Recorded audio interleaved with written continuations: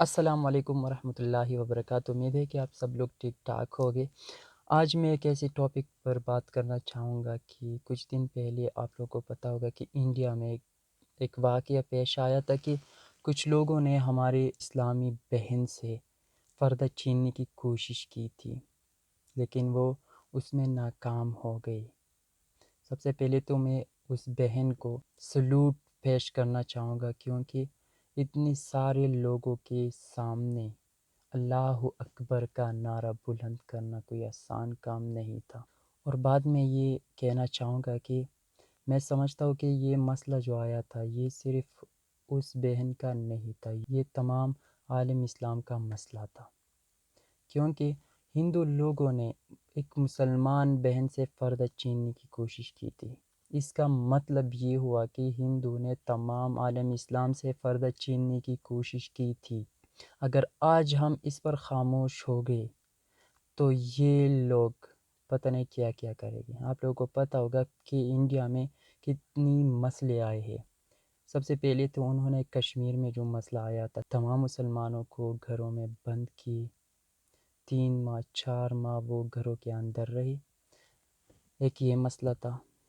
ایک بعد میں پتہ چلا کہ ان لوگوں نے انڈیا میں اذان پر پابندی لگائی تھی۔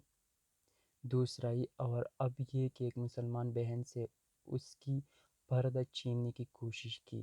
میں یہ کہنا چاہوں گا کہ اس پر ایکشن لینا چاہیے۔ ایکشن کون لے گا؟ ہم پبلک کے ہاتھ میں کچھ بھی نہیں ہے۔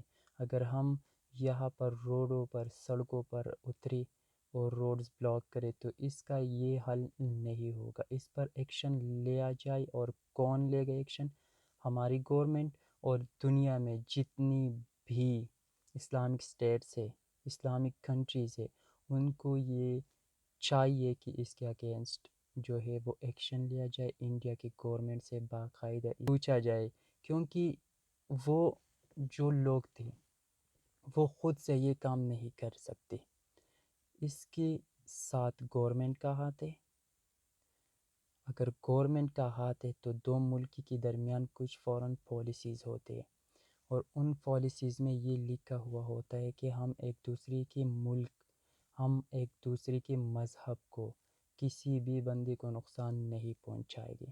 اگر یہ لکھا گیا ہے تو پھر یہ لوگ ایسا کیوں کرتے ہیں؟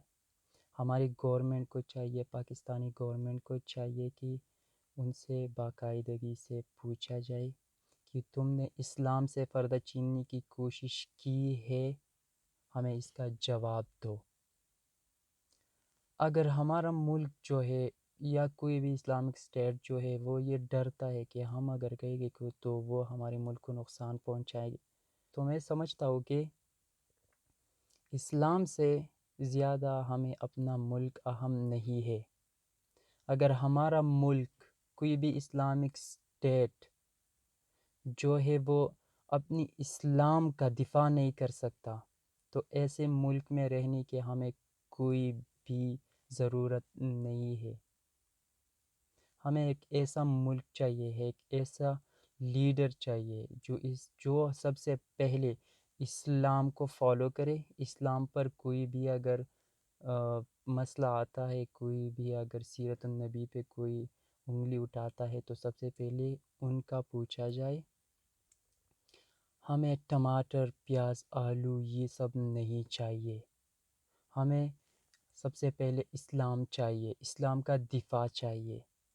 تو میں صرف یہی کہنا چاہوں گا کہ ہمارے ملک پاکستان اور دنیا میں جتنی بھی اسلامک اسٹیٹس ہیں، اسلامک کنٹریز ہیں، ان کو اس مسئلے کے اگینسٹ جو ہے وہ ایکشن لینا چاہیے، کیونکہ یہ جو مسئلہ آیا تھا یہ صرف اس بہن کا مسئلہ نہیں تھا کہ ان سے اس کی پردہ چھیننے کی کوشش کی گئی تھی۔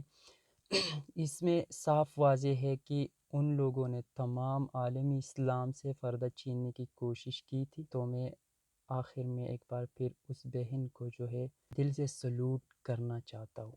تو میں آخر میں یہ کہنا چاہوں گا کہ میں کسی بھی ادارے کو ٹارگٹ نہیں کرتا، بس یہ ہم سب لوگوں پر فرض تھا کہ ہم اپنے اسلام کے لیے کوئی بھی آواز اٹھائے، جتنی بھی ہماری بس میں ہو۔ تو میں بس یہی کہنا چاہ رہا تھا کہ ہمارے پاکستانی گورنمنٹ کو اس کے اگینسٹ ایکشن لینا چاہیے، اور صرف پاکستان نہیں بلکہ دنیا میں جتنی بھی اسلامک کنٹریز ہے ان سب کو اس کے اگینسٹ ایکشن لینا چاہیے، کیونکہ انہوں نے اسلام سے پردہ چھیننے کی کوشش کی ہے، کسی ایک بہن سے پردہ چھیننے کی کوشش نہیں کی ہے۔ اس کا واضح یہی مطلب تھا کہ انہوں نے تمام اسلام سے پردہ چھیننے کی کوشش کی ہے۔ اگر آپ کو میرے باتوں سے اتفاق ہے تو سب سے پہلے اس ویڈیو کو شیئر کریں تاکہ ان لوگوں تک پہنچ جائے۔ Thank you so much.